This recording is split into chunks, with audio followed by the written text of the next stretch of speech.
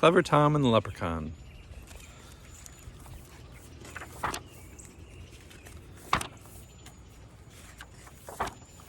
One fine day, on Lady Day in the harvest, Tom Fitzpatrick took a ramble down the lane. Click, clack, click, clack, he heard through the hedge, so Tom tiptoed closer to take a look.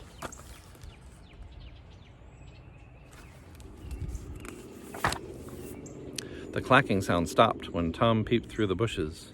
And in the shadow, what did he see? Why, a gallon pitcher and a teeny tiny man with a brown leather apron and 3-cornered hat.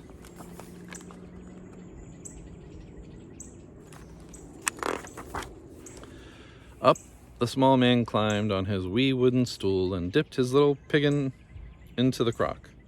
Then he settled down with his full mug beside him to hammer on the heel of a fairy-sized shoe. By the powers, thought Tom, it's a leprechaun. If I catch him and scare him, he'll give me his gold. Since I'm a clever fellow, that should be simple.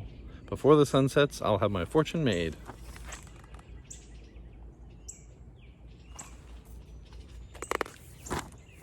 Tom stared at the leprechaun and tried not to blink.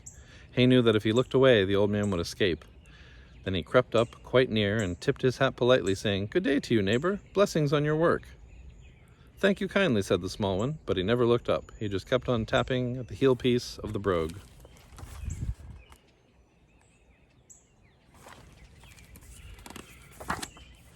Tom moved his hand closer while he smiled very sweetly and said, "Today is a holiday. You shouldn't have to work." The leprechaun frowned and answered Tom sharply, "If I do, that's my business and none of your own.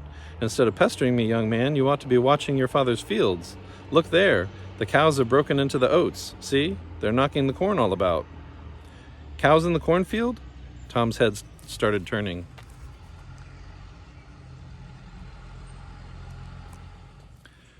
But he wasn't fooled by the leprechaun's trick.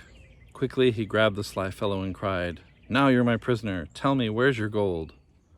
The leprechaun wiggled and twisted and whined, "I'm just a poor man." But Tom held him fast. "You and I both know you're lying," said Tom, and he made a fierce, frightening face. Finally, the leprechaun quit squirming and said, "Tom Fitzpatrick, you're too clever for me. I see you are after my buried treasure, so I'll have to show you where it's hid."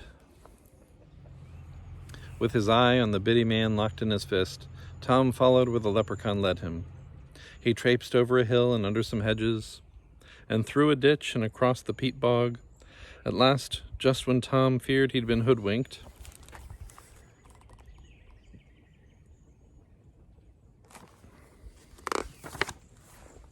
he found himself in a great field of weeds. "Dig there," said the leprechaun, pointing to a bush. "Deep under that bullion is where I put my gold."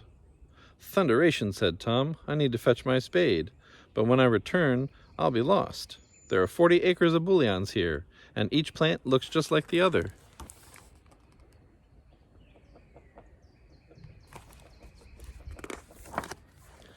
Still watching the leprechaun, Tom figured out a plan. He tied his bright red garter to the bush. "Swear, you old rascal, that you won't take this off while I run back to get my spade." "That I will promise you," the little old man said. Tom grinned, knowing that leprechauns always keep their word. "Now, since I've shown you where my treasure is, I don't suppose you'll need me anymore." "No," said Tom, "my fortune's made. You may go, and good luck to you." "Then goodbye, Tom Fitzpatrick," said the leprechaun. "May you do much good with what you find."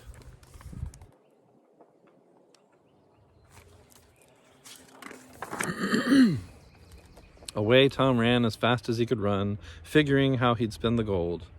Then back he came with his shovel in hand, back to the field of bullions.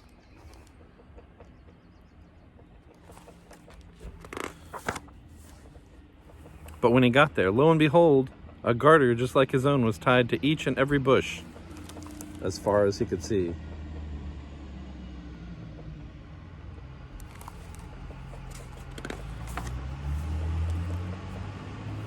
Tom dug under the bullion where he thought he'd tied his garter, but nothing was buried under that bush.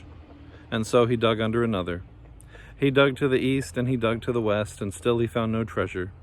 The harvest moon rose as he dug to the north, and it set as he dug southward.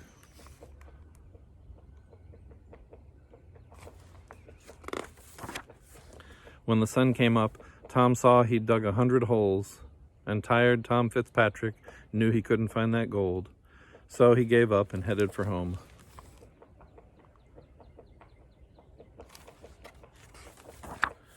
From then on, Tom always carried his spade, and whenever he stopped listening for a tapping, and he never stopped listening for a tapping in the field.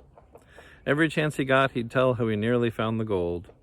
And since I'm a clever fellow, Tom would end his tale, that next time I catch that leprechaun, I'll have my fortune made.